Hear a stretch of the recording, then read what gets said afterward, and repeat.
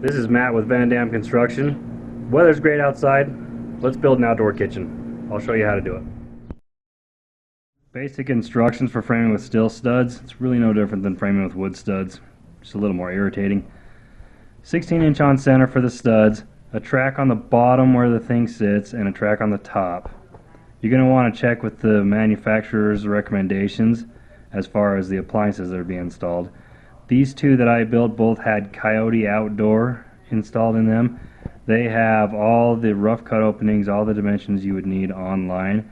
Make sure you look that up, cut the dimensions to fit right, and all the weight on those particular appliances bear on the granite top as opposed to on the steel studs. Some of them you may need to reinforce with the steel studs because they may be bearing the weight on the steel studs and not on the granite, so just look into that.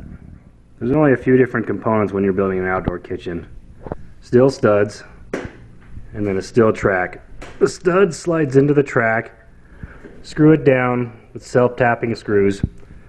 This is HardieBacker board. There's also a couple different brands. Durock is one I've used before.